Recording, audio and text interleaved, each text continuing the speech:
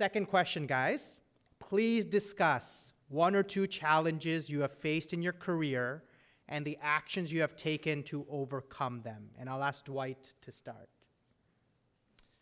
So, in my excitement to bring the benefits of chiropractic to the world, I was really impatient when I started. And my focus was more on myself, on my skills, on what I felt the profession owed me now that I was finally a DC, and patient-centered care and all the advice that we've just given you. I thought I was delivering it, but I really, looking back, I wasn't. And that impatience and that rush led to frustration with outcome measures, frustration with the speed with which my practice was growing, the way I was received, and the way the world seemed to want what it is that I was offering. And so I came home. I was probably in practice about 7 months at this point, and I had decided that, okay, I'm going to go back to school, I'm going to become an MD DC, and I'm going to knock down all these barriers, and from there I will move forward. And so I prepared this big conversation to have with my wife, convincing her that I was going to go back to school, and she beat me to the punch and told me that she was pregnant with our first son. So I did one of these, and I was like, all right, I got to make this happen. And true story. I didn't tell her at that point what I was thinking. So it was, I don't have a quick answer for you as to how I figured that out, other than I knew I was going to be a dad, and that was great motivation. When I found the right fit, however, it became obvious to me what I wasn't doing correctly. And so working with my mentor, staying in close contact with my class and speaking to them about their struggles, being honest about that was a great resource for me. And as you guys scatter across the country or across the world, those relationships are really valuable, so hold on to them. And as I focused more on becoming a better clinician, I learned how to listen.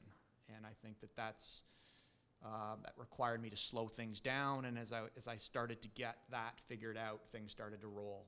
And so that would be my advice. Thanks, Dwight. Alana?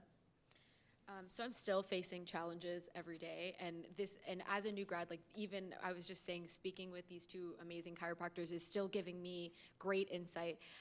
So I think that for me, the biggest challenge, I would say, started right when I was in your shoes right now, is going through the contracts and the opportunities and what's a golden opportunity, what's not. And I think that the biggest thing for me and where I found a great fit, because we keep talking about all these great fits, it was learning how to say no. So I actually turned down a lot of opportunities before I got to the opportunity that I'm at.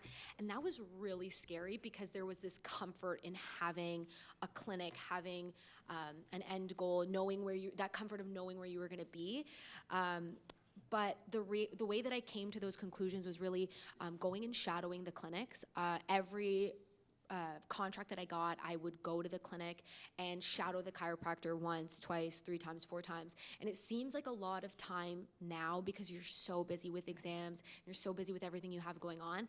But think about afterwards when you have nothing and you're sitting in like a quiet, which you will have quiet times, but when you're sitting at a practice that you don't like, or you're sitting at or you're working with someone that you don't get along with, I think it's better to, and that's where I was happy to spend that extra time, even if that meant putting off practice a little bit longer, but making sure that I was in that right fit. And the other thing, and we keep referring to this, is having a mentor. And I found that I don't have one like be-all, end-all mentor. I have multiple in many different respects. So I have multiple chiropractic mentors that have been fantastic. I also have somebody who's a business mentor who their business has nothing to do with chiropractic, but they are an amazing entrepreneur, and they inspire me in how I can be a better entrepreneur.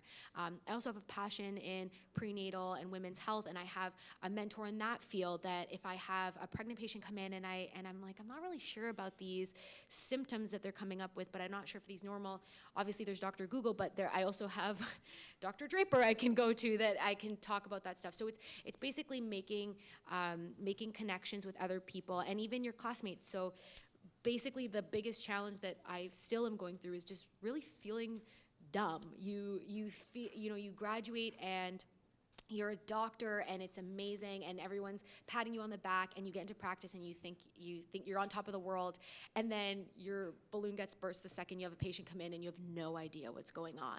So and really, instead of internalizing that, just talking about it. And every classmate that I spoke with was like, oh, I feel the exact same way. And so I'm like, well, why are you posting on Instagram like you're not feeling this way? So it was just like having that talk, like to say, hey, look, I don't feel smart all the time. And then that way I find that like you end up, it's not like misery loves company, but it's more that like you can share in your weaknesses to make them, turn them into strengths. And then in turn you grow as a practitioner.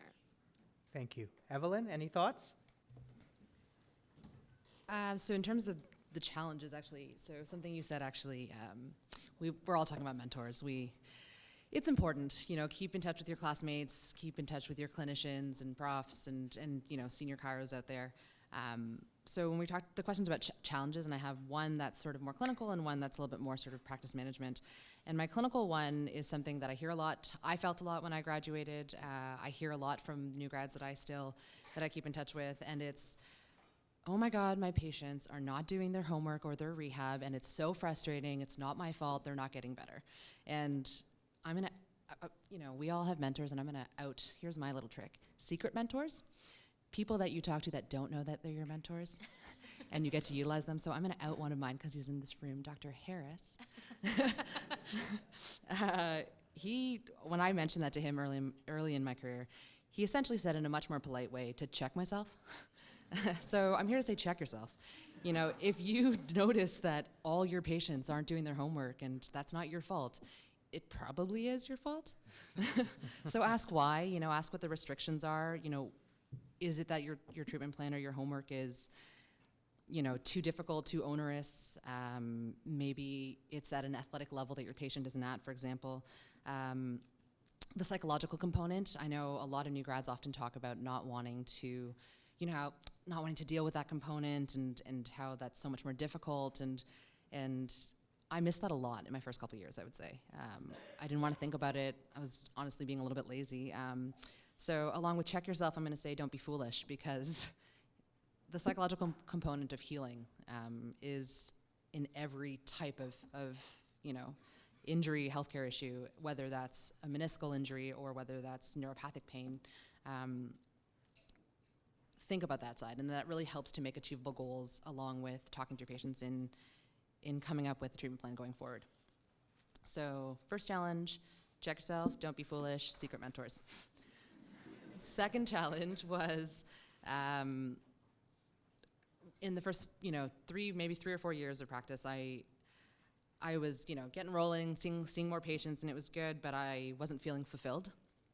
And so my challenge was, how do I feel fulfilled in my profession while still paying the bills? And so I checked myself, thanks, Dr. Harris, and I went through, what are my wants and what are my needs here? So from a wants perspective, I wanted to gain more experience being a chiropractor in a more integrated healthcare system. That was always really important to me, and I just wasn't quite sure how to do it. I think chiros are awesome. I think we've got a great, place in our healthcare system, which I said before, which I'll probably say again. But the thing that I needed to be able to do that was more time. And for us, and as you guys know, if you need more time to sort of evaluate and explore these opportunities, you also need more money. So along with what Dr. Russo was saying, when you need more time and need more money, it's tough to turn down opportunities. And so I won't go too much into it, because saying no can be terrifying, because you think, this is never going to come up again. So I said no to a few things, and I was lucky that in 2014 I had this opportunity come up where I could open a very small practice at King & Yonge downtown. And it was small, it wasn't flashy, it's just a shared waiting room with a few rooms off of the shared waiting room that I share with a friend of mine who we split rent, and he's a massage therapist for MLSE. And I have to do all my own admin, and And some people really, check yourself again. Like some people love being an entrepreneur and running a practice, and that really drives them. I hate that. I hate doing admin. I really, really do. And so while it did give me some financial freedom, it was 3-minute walk from my house, which was where I got some time back. It was that experience that allowed me to be able to explore some other opportunities. And so I thought I had learned that. And then I had another opportunity come up with Tennis Canada and the opportunity to open this, 30,000 square foot fantastic facility on the X grounds. And I thought to myself, this is what I'm supposed to do, right? Like all my classmates are doing stuff like this and they're moving forward and they're opening these huge businesses and they're doing so well, says Instagram. And I thought, nothing like this will come up again, I better take it. Thankfully I didn't because like I said, I hate that part. I hate the running the business part. So I had to be real with myself. And so had I taken that opportunity, I wouldn't have been able to do some of the other things that I love in my career now, like work at Mount Sinai Hospital with an integrated health team. I wouldn't be able to, go to East Africa every year and volunteer with a wonderful group of people down there. So I guess you sort of learn what your experiences, you learn to be grateful for what those experiences are. I still run that small, very, very small practice at King & Young, and it's what gives me financial freedom to, take the opportunities that nourish and fulfill me. Great, thank you. So you heard clinical challenges, you heard business challenges, and the reality is there's life challenges as well. You're not just graduating, but you're also taking the next phase in your lives. And all of those work together, whether it's having a family, and so you'll make choices based on all of those. And what I heard is mentorship, rechecking with yourself, making sure that you're doing what's important to you, not what's important to your Instagram friend, and really keeping focused on that.